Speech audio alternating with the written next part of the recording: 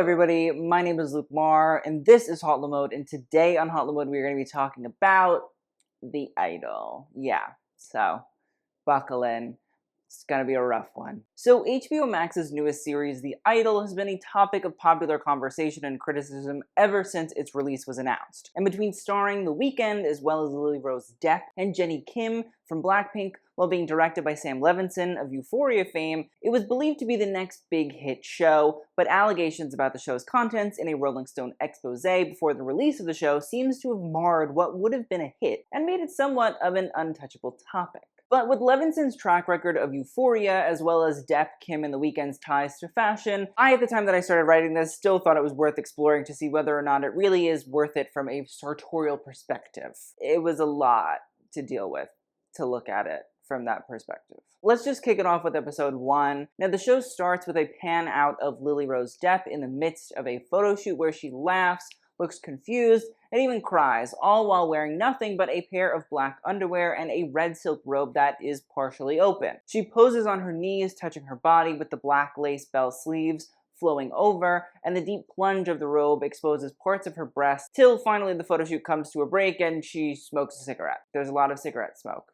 Be prepared. The screen then fades to black, and we see the show's title, The Idol, appear in red text, and something about both Lily's look in red and black and the show's title in the same colors feels like it is trying to tell us something. And I wonder if it has a tie-in to The Weeknd's repeated outfits from his After Hours era? The red jacket with the black pants and shirt underneath were a common theme, and one that we could never really get a reason behind, and you might think it's a far-flung association, but The Weeknd was a producer on the show, so why couldn't he have input on something like this? Now, the next scene, we see Jocelyn, who is Depp's character's real name, in the same robe, but this time she's at home. She's in privacy, and she's, enjoying her morning coffee, but the robe is tied around her waist without an ounce of sexuality oozing from it, which is very different than the image we saw of that robe earlier. But just seconds after this cutaway, we can see a discussion about the robe had by Xander, who is Jocelyn's creative director and is played by Troye Sivan, where he asks whether it and the hospital wristband are romanticizing mental illness, to which record label executive Nicki confirms that it is. A debate ensues, but the label wins out, but a question about Jocelyn's breasts being on full display according to a legal document about how much of her body she can display only further engulfs the audience in the dichotomy of Hollywood culture.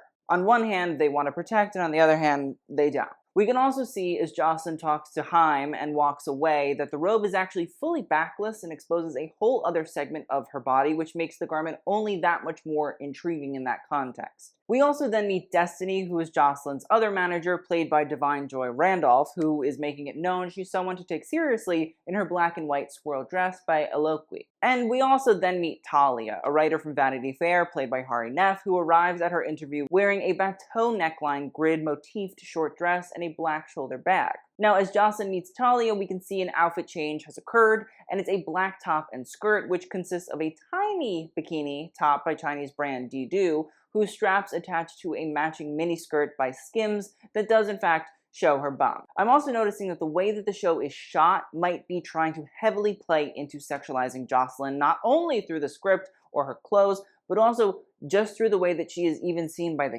camera, which feels almost like a breaking of the fourth wall thing, but I'm not a film expert. I mean, they literally put the camera like so close to the ground so that they could shoot up into her skirt. When Rolling Stone called it torture porn, I mean, I haven't gotten to the torture part yet, but definitely feels a little pornographic central. Listen, there is definitely a scantily clad aesthetic, or quote, indie sleaze, as costume designer Natasha Newman Thomas describes it. There is also a bit of dimension in that strap top, which is seen better from the back, which reassures me that at least it's not just sexy for sexy's sake.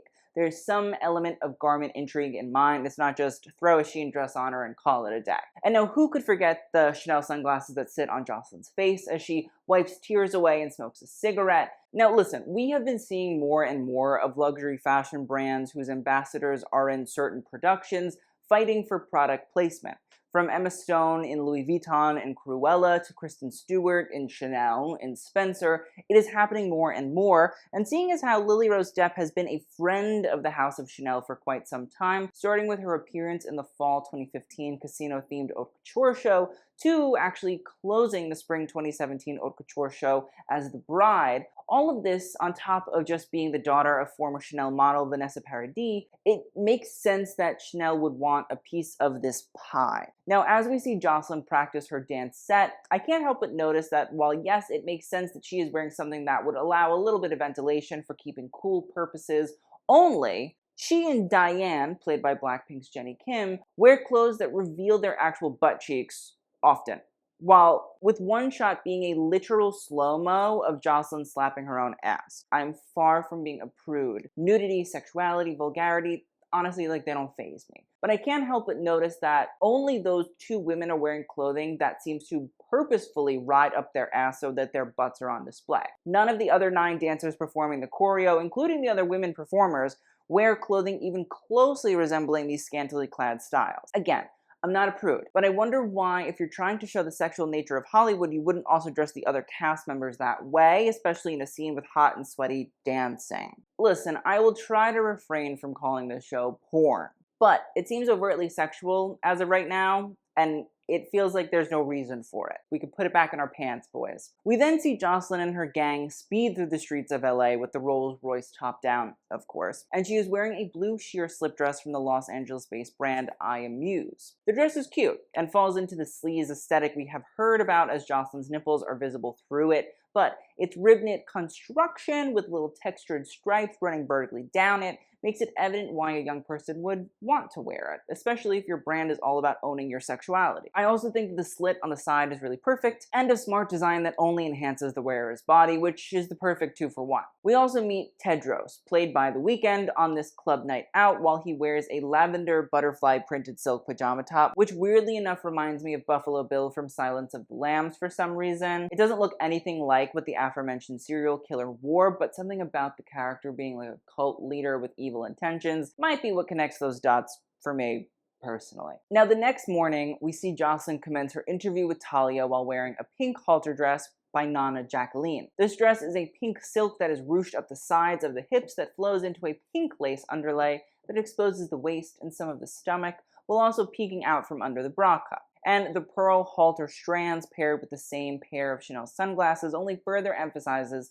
this bubblegum sleaze aesthetic we can see coming forward. Now, to come back to the idea of product placement, if the interlocking double CC logo wasn't enough for you, the bird's eye view shot of the top of the sunglasses, which literally reads Chanel across the top, really hammers home how much Sam Levinson wants that French fashion house love. When Tedros arrives to Jocelyn's mansion that night in a black trench coat, which from a fashion reviewer perspective is a great garment for giving the audience the absolute heebie-fucking-jeebies, and from a personal perspective would require me to slam the door shut in his face for obvious reasons, I think the wardrobing team is doing a great job so far. Cause listen, he gives off creepy-ass vibes. Also, I know I'm not Brad Mondo, but the rat tail is gag-worthy, and I don't mean that in the yes, mama, slay the house boots down way. It's in the that's what the weirdly hot plumber who unclogs your shower drain and pulls out a long wet cesspool of hair and shows it to you kind of way. You know, they're different. Now, I don't think that when Jocelyn and Tedros hang out this time around that she intentionally wears her red and black silk and lace robe. I think The Weeknd was very happy to bring this little red and black moment full circle. And that full circle goes right around Jocelyn's neck as Tedros places the robe around her head and tightens the belt around her neck. Again, listen, I am not a prude. I'm really not. Choking can be hot and fun and all that there. But I feel kind of weird watching this super kinky soft porn clip and not hearing the Pornhub jingle in the background. I do think it's interesting how we are moving into a bit of fashion and fetish crossroads, just because I think where fashion intersects everything is really intriguing from a perspective of my own. But again, I think keeping our own personal porn fanfics to certain areas of the internet are for the best for everybody. I'll be honest, I might be tainted a bit by that Rolling Stone article, but I also think that when you know something weird is going on, you know something weird is going on. But I guess let's just continue, because the stabbing a hole through a robe into her mouth part clears up episode 1. So, alright, episode 2. Now, the first fashion moment of the second episode doesn't come from Jocelyn, but rather Nikki in her pink power suit with white t-shirt and Chanel bag. Okay, I'm being very generous in calling it a moment, I guess. Essentially, it's an outfit that she wore, and it's the first one we've seen of the episode, so. We can also see the Destiny in a black blazer dress with white pearls placed throughout and a black lacy bra on display, is nice. It's there. It exists. It's nothing miraculous, but at least it's trying to be fun. And then we see Jocelyn in what looks like a run-of-the-mill around-the-house outfit, but it's in fact actually kind of a serve. Jocelyn's crop top that actually covers all parts of her bust area is cute, and it's made by the LA-based brand Scout LA. And I have to say that I appreciate Newman Thomas's dedication to working with LA-based fashion brands. I think it's very cool to see them represented on the screen in a casual manner, and by uplifting them, she's also uplifting their values, which in this case is the shirt is made from vintage and dead stock material, which means that the fabric was cast aside by another manufacturer or brand, but isn't going to waste. So, yay! The planet. It's happy for a second. The shirt is also backless in keeping with Jocelyn's vibe and has a cute tie at the back, keeping that strappy feeling around. But her low-rise and baggy jeans are what really shines, even though from the outside looking in, they seem pretty normal. Now, Newman Thomas in an interview with ID mentions that she is actually wearing a pair of Bumpsters by Alexander McQueen. Woohoo! The Bumpster is an iconic piece of fashion history because it is one of the historical garments that was actually revolutionary and new for its time. In 1993, for his Taxi Driver collection, Alexander McQueen cut a pair of pants and lowered the waist so that it actually showed the crack of the wearer's ass, which was meant to be a reference to blue-collar workers whose pants slid down and showed their butts as well. But the thing was, Alexander McQueen was also a trained tailor, which resulted in a technical application of this design that actually elongated the wearer's torso, thereby creating a new silhouette, which is a very uncommon thing that can be done. I mean, like, a lot of the silhouettes are already invented, so you have to invent something totally brand new. The Bumpster then went on to become a staple of the House of McQueen and influenced the low-rise jeans trend of the early 2000s. So Newman Thomas has to play into the sleaze element of Jocelyn's character, obviously, and while we have seen it be somewhat banal at times, I think she is also showcasing how powerful and history-making that style of dress could be. And when we add in that gold chain thong situation that mixes vintage McQueen with some Tom Ford for Gucci styling, I can confidently say this is the first time I've been proud of an outfit on the show so far. But the looks are not over. As we can see, Jocelyn's music video look is certainly something also to mention. The pink 3D printed bodysuit that she wears is by the designer and artist Nusi Caro, another LA-based creative whose work has been on everyone from Beyonce's latest Renaissance album cover to SZA. Jocelyn's look is interesting because it is a pink metallic halter neck bodysuit that has a sheer corset and bejeweled panty with rope thigh straps. If there's one thing that's going to be present in the show, it's straps. There are underboob cutouts and butt cutouts as well, which of course fits into Jocelyn's bare it all almost style, and she does mention that the reason she is late to the music video shoot is because she had to be sewn into the look, which I find interesting. I'm not saying that doesn't happen, because obviously it does. I mean, ask any stylist in LA if they've had to last minute hand stitch a celebrity into a look. They will confirm it. But I still think it's interesting in this instant, with it being part metallic, that's necessary. Also, we find out later that that's not really the reason that she was actually doing it, but we'll talk about that later. I'm also wondering if this whole look is possibly a riff off of a Britney Spears look from 1999, where she wears a metallic pink tube top and white and pink cargo pants. I'm not saying it's a direct reference, but between the mention of the Britney choreography in the first episode and the pinks matching up both tonally and reflectively, there might be something there, possibly just a little bit. We can also see that Joss is wearing a pair of Alaya heels in metallic silver, which I do think plays into the space alien feeling of the bodysuit, but by themselves, I would never ever touch them. And when we start to see how the shoes are affecting Jocelyn physically with blisters and blood, it definitely does show a more realistic view of how beauty is pain, especially in the Hollywood world. Now, as Jocelyn begins to have a breakdown on stage, we can see that the supporting cast outfits certainly give us something else to look forward to as well. Destiny once again makes an amazing entrance in a full Gucci monogram look, and I'll be honest, usually full Logomania skeeves me out, but something about this custom corset and wide leg pants situation makes me want to throw caution to the wind. And we also see Talia continue that chic little businesswoman vibe with her little bolero, but mixed with little fashion corset dress in a pale yellow. But all in all, the shoot is too much for Jocelyn, even with these great outfits, and the production has to stop, and the shoot ends up canceled. And as her manager, Haim, lectures her about where her career is going, we can once again see that outside of the limelight, Jocelyn opts to cover up in a t-shirt dress, which, again, shows how she's playing a character with a marketing scheme to make her this sexed up little pussycat doll, and how It's not really her. We then can see Diane and Tedros together, and we can see that these two came together to introduce Jocelyn to Tedros' club, where Diane wears what looks like Nenzi Dojaka. It looks like a Nenzi Dojaka top, and honestly, I think that because it's due to the spaghetti straps and the extra fabric panel above the bust, but I cannot confirm this. But as for Tedros, he wears another silky printed top, although this one looks much better than the butterfly style from when we first met him. Does anybody else notice that villains are always dressed just so well? As we see Joss get ready to hang out with Tedros, she pairs a Rui crop top in red with a black leather Kieran skirt that has geometric floral patterns on it, and when she adds those patent leather red and blue peep toe heels, it's clear that she is still not in her right mind. Listen, I mean, I love the Rui top as that cool young Chinese brand by Rui Zhao, whose slinky knits are held together by barely there gold baubles, is perfect for her style, but the skirt is rough. I'm all for American quilting motifs, but on a leather skirt? Feels like she's trying to churn butter in a 2016 H&M catalog to me. As Tedros makes himself more comfortable, we can see another silk shirt, this time in a gray tiger motif, and I'm sure the use of a predator motif is definitely trying to show us his true intentions with Jocelyn. We continue to see fabric used in the sexual gratification of Jocelyn by Tedros, with the red silk blindfold he puts on her, but again, the soft porn is not enjoyable to watch. I do not get a good vibe. It just feels like a new version of 50 Shades of Grey, which is fine. I just didn't think it would be that so often every episode. And we also have this strange voyeur fashion moment from one of the posse, Chloe, who wears one of Jocelyn's dresses from her closet. It's a cinnamon-colored silk dress with feathers frothing from the neckline by Chincocept, and it's never really explained why or what she's doing with it on, and the episode closes out with a pretty good sing-song moment, so we're on to the next, thankfully. Now, episode 3 begins with Tedros telling Jocelyn that they should go shopping. Yay.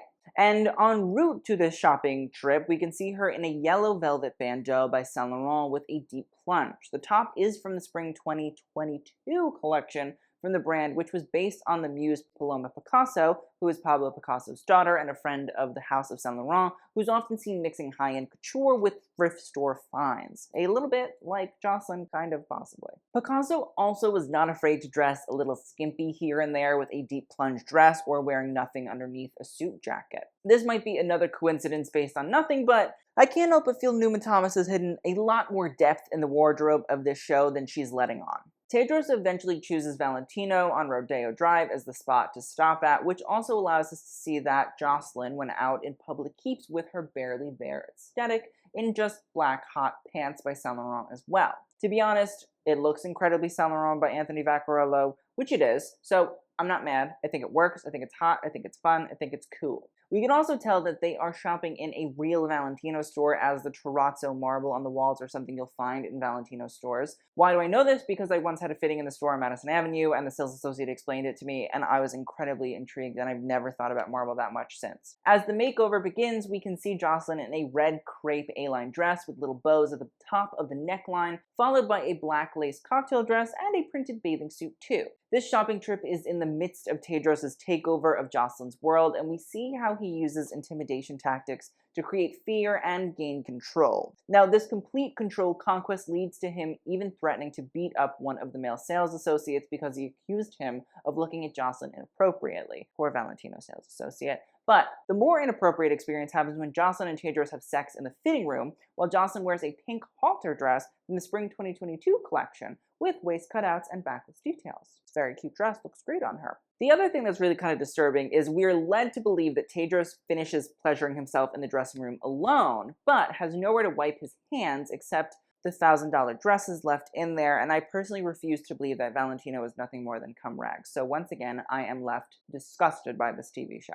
Also, isn't that Chanel store scaffolding just convenient on Rodeo Drive? I don't know. Something there just tells me a little bit of product placement. A little PP. Not PP pink, just PP. When Jocelyn and Tedros return home, we can see Tedros' outfit more clearly with gray dress pants, sneakers, and a vintage-looking gray windbreaker. He honestly looks like he just walked off a Martine Rose runway, and I'm not trying to say that Martine Rose makes clothes for cult leaders, but I will say chic cult leaders can obviously dress like they know about Martine's mix and match aesthetic. The look overall has a very 1990s feeling to it as well, which is what Newman Thomas was trying to achieve, as she wanted to channel the American actor Mickey Rourke's outfits during that decade, which were fearless and suave. Now, while Tedros sells himself to Jocelyn's team, we see that Diane has been busy filming a music video, also wearing a pink Nucicaro creation in a halter neck style with 3D printed and sheer elements, and it doesn't seem like much of a coincidence to me. But back to Jocelyn. I did notice that while playing the piano, she is wearing a pair of beige shoes with a curved heel, and well, they're vintage Prada and probably from around 2004, as the fall 2004 collection did have similar heels on the runway. The more you know. As Jocelyn, Tedros, and his posse sit down for a dinner, we can see a black net dress that is obviously sheer. I mean, it's Jocelyn wearing it, so of course it's going to be sheer, people. But this Maison Margiela dress with a loose lace that has a floral motif placed daintily throughout it feels a little bit like a spider's web to me. There's something about Jocelyn having fully let Tedros into her world that makes me think Newman Thomas found this spindly lace appealing for showing how she's trapped in this web now and she might not be able to escape, but make it sexy. As the conversation around the table continues and as we learn about Jocelyn's abuse at the hands of her mother, it makes me question if she ever actually was free from the spider's web before she met Tedros, or if the web was already there, but a new spider just came along. As for Tedros, he once again wears another Cuban shirt, this time in an orange shirt with a meander motif, which many will know as a Greek vase border. But it also has ties to the Han Dynasty in China and other Neolithic cultures. It usually represented clouds and thunder to their people. I can't help but also notice that Tedros is an Ethiopian name, which means gift from God, and I wonder if we are seeing that reflected in how Tedros could be seen as a gift from God, sent through the clouds to this group. Listen, weird deep dive again, but hey, I'm bored, and also, if it's not true, at least you learned something new.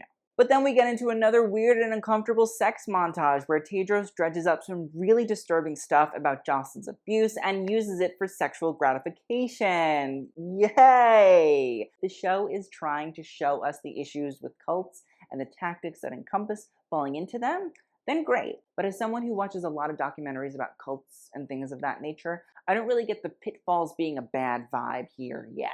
It just feels like a little bit of a glorification. It's really awkward to watch, and I do not enjoy it. And then the episode ends with Jocelyn and Tedros in bathrobes, and I feel really dirty after this one specifically. Like, really, I had to pause it and stop and think. It's very rare I have to pause it, stop, and think about a TV show or any kind of documentary or whatever. The last one that I had to pause and stop and think was a documentary about a mom pimping out her children. So yeah, not really loving the vibes going on in the show. And I'll say the Rolling Stone article with the torture porn accusation really isn't inaccurate when it comes to this episode specifically. Episode 4 begins with Tedros, who seems to be slowly becoming the center of Jocelyn's world and the world of the idol, and that's further enforced when Jocelyn doesn't step out onto her balcony, but he does, in a black satin bathrobe with white lace, mirroring the visuals we saw in the first episode. And as we hear the two housekeepers discuss Tedros' ego, it only further enforces how he wanted to use Jocelyn to pretty much become her. I will also say that Mike Dean, the real-life record producer playing himself on the show, performed at Luigi Villaseñor's last ballet show, and it was truly one of the most insane experiences of my life, so do with that what you will.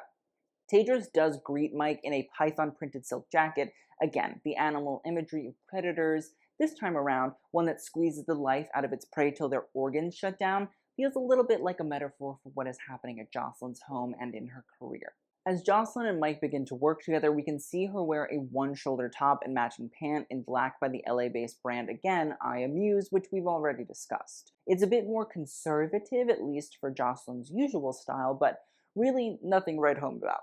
We should note that once again, Jocelyn is repping Chanel on her earrings though, and there are obviously close-up shots to make sure that they're featured. Destiny arrives at the house to begin her recon mission while wearing a black silk and lace slip dress with a faux fur coat over top, and once again I say, chic. And as we return to Jocelyn and Tedros, we see Tedros in another black shirt with the meander motif, which is probably Versace, as Tedros obviously now has a penchant for shopping on Jocelyn's dime. But Jocelyn is still in her sexy attire, this time a vintage Versace look from the spring 1998 collection, originally worn by Naomi Campbell.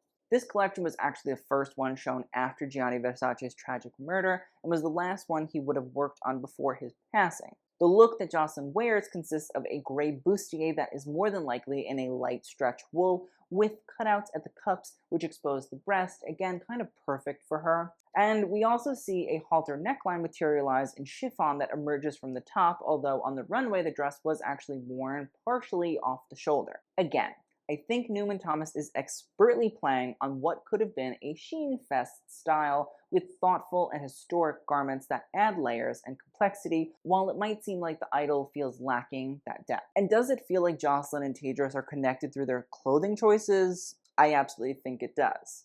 But for Jocelyn, I still have a lot of hope. She is smart and experienced and not willing to wear basic and boring styles, while Tedros seems to be flashy and silly with his easy-to-spot Versace logo style. I mean, in the words of Naomi Campbell, check your lipstick before you come for me. But then, of course, it's the idol, so the soft porn scene comes in the midst of the recording session, and it does dim my confidence in Jocelyn's ideas and thoughts and smarts a bit. Listen, I'm hoping that my theory that I just talked about pans out well, but it's tough being a Jocelyn stan, you know what I mean? Now we also see Diane in a black halter top with a deep plunge and ruched style with a pair of black slacks, and again, there does seem to be this mirroring between Jocelyn and Diane as Diane goes into her meeting with the record producers. And then Tedros gives his sermon on the Mount, and we see Jocelyn wear another sheer slip dress, but this time in white, and then we see a sickening display of torture, and I don't want to watch this anymore. I don't want to watch it. I'm done. I feel very uncomfortable having to watch this show. In the next scene, we see Jocelyn perform another song for Destiny, where she wears a denim bra top from Prada and a pair of cream shorts, which is one of the simpler looks thus far in the entirety of the show. And the last look of the episode comes when Jocelyn hangs out with her ex-boyfriend Rob and wears a black ring bikini set with underboob and butt cutouts. Seen it before, it's Jocelyn. And there are the rings that hold together the bra and are placed ornamentally around the bottoms that give the look a kinky kind of feeling, which again is in line with the show. Luckily, we're almost at the finish line because I keep getting anxiety about what sick shit is going to happen next. Alright, episode 5, let's finish it, let's get it done. You don't want to be here, I don't want to be here. We begin the final episode of the season, and hopefully the only season, with Jocelyn wearing a sheer dress while performing in her home studio. The look is by the British-based brand Knowles by Charlotte Knowles and Alexandra Arsenault, whose body-conscious, elastic, and revealing styles are both sexy but often have a brutalist quality. Again, it's a perfect brand to tell the story of Jocelyn, and this sheer gray style does a fantastic job of having a cleaner feel for the young starlet while still having waist cutouts and a clingy quality. As for Tedros, who wears another printed shirt, but it's paired with his usual tracksuit look, this time by Saint Laurent, no doubt paid for by Jocelyn, and it's rather intriguing to see these two staples of his wardrobe come together for what I believe is the first time ever on screen. As the two begin to interact, we can see that Jocelyn seems to have gotten her head clear about Tedros and his intentions. Also, quick side note, Chloe with the devil horn hood, it's taking me out. I love her. I stan. As Jocelyn heads to the record label, we can see her wearing, of course, something revealing, but it's this amazing black dress by the up-and-coming designer Shauna Wu. The dress is made of what Wu calls her wilt textile and is probably named that because of the floral lace that's been applied in this beautiful black, which is probably in reference to wilting flowers that die. Now, the dress is made up of a tulle that has the dead stock lace hand sewn on it, while also having patterns of merino wool and Japanese cotton yarn, also creating different dimensions. And we can see that through this dress, Newman Thomas is keeping this idea of supporting small up-and-coming brands while also having them use materials that are second-hand or upcycled, which honestly would only further appeal to a younger fan base that this show is trying to court, and also probably Jocelyn is trying to court in the show. Boo to Levinson and The Weeknd, and kudos to Newman Thomas. The dress on Jocelyn looks amazing, and for Nikki, who wanted her to sell this sexed-up version of herself, it probably only further hammers home that alongside her music, Jocelyn is serious about her image and her stardom. We then get Jocelyn in her boss babe era, where she poses work to Tedros' posse in her navy blue lace nightdress, and it's cute. And even though it's Jocelyn at home, where she is a little bit less scantily dressed, I wonder if she's being serious about getting herself back in the working world, and she's trying to stay committed to her character even at home. As for Tedros, he seems to be getting humbled more and more by Jocelyn, and it seems to be out of nowhere. I mean, I know she had the issues with him at the end of episode 4, but did she really go from letting him shock her friend with a literal dog collar to hating him in an episode? I'm unsure. It's the writing. But Tedros' crane shirt is by All Saints, and I wonder if this level of look is trying to actually show that he's getting knocked down a peg. As Jocelyn's team arrives, we can see that Destiny's arrived in a gorgeous Eve Klein blue sequin skirt, and if I couldn't have loved her more, well, one can always make more room. Then Jocelyn finally makes her way to the studio after some tense interactions between the executives and Tedros, but of course, it's in a little showstopper look, a sheer dress with silver embellishments, of course exposing her ass, but has a circular motif that covers the bust and vertical stripes that run down the front of the dress. And the front has been cut to expose different parts of the body, so that the hem on the thighs are higher than the hem covering the crotch, although that piece is longer and whips around as Jocelyn performs. And as Jocelyn sparkles in this dress, Tedros is escorted out of the house, luckily. As things progress, we see that Haim talks to Talia, who is wearing a killer blazer with a square neckline and black silk ribbon stilettos, before we get a 6-week time jump. Now, Jocelyn rides in the back of a cart after this time jump, presumably underneath a show venue, and she's giving 1960s French starlet in a white sleeveless dress, red headscarf, and cat-eye sunglasses as she sees the stadium readying for her comeback performance, although Newman Thomas did say that Sharon Tate kind of was the inspiration for this look. But of course, Tedros arrives to the venue and finds his way into the venue in a suit that security describes as, quote, Don Juan, based on a fictional 16th century seducer of women. But there's something funny about Tedros being heckled by security in this flashy suit. To the others, it gave him power and sold him as a star maker, and to the rest of the world, it was a joke, like him.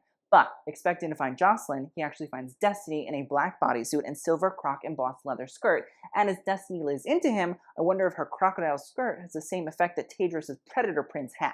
PP, predator print. She's ready to snap Tedros up the minute he gets too close to the water, and I'm very excited because I stan Destiny. But when Jocelyn emerges to talk to him, she is a vision in white once again. She wears a completely sheer gown by American designer Greg Lauren from his spring 2016 collection, and yes, Greg Lauren is related to Ralph Lauren, who is his uncle. The dress is a drop-dead gorgeous halter style with one long white and gray strip that runs down the center of the front. It's also backless, which is another Jocelyn signature, but the use of the white is intriguing as it almost brings a purity to Jocelyn, almost like she has shed the darkness that her past and Tedros have put upon her for so long. Tedros and Jocelyn then seem to make up, and make their way to the stage holding hands together. What the funk? This is a roller coaster. But I will say that the shot of her walking to the stage with her back on display is great. And then she gets on stage and she's gonna perform and you're like, yeah.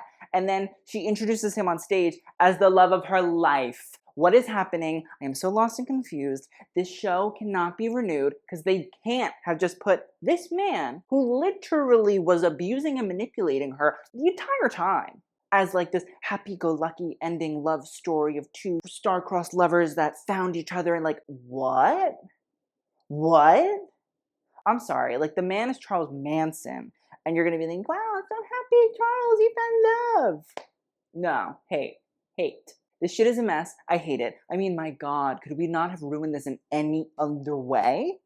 So, alright, all in all, the fashion on The Idol, it was pretty great. Albeit a bit raunchy, there were still moments where Natasha Newman Thomas accomplished great callbacks and references to fashion history, and also uplifted cool and young designers, all while keeping Jocelyn's sex appeal character afloat. The other characters like Tedros and Destiny and Talia also all deserve some props too, but the show itself? Certainly not worth watching all that weird soft porn for that ending. But what did you all think? Let me know in the comments. But to be honest, I'm done with this depraved but fashionable hot goddamn mess of a show. I don't want to be involved. I don't want to listen. I don't want to talk about it. I will not be watching the show if it gets a season 2. I will see you all in the next video, and TTYL.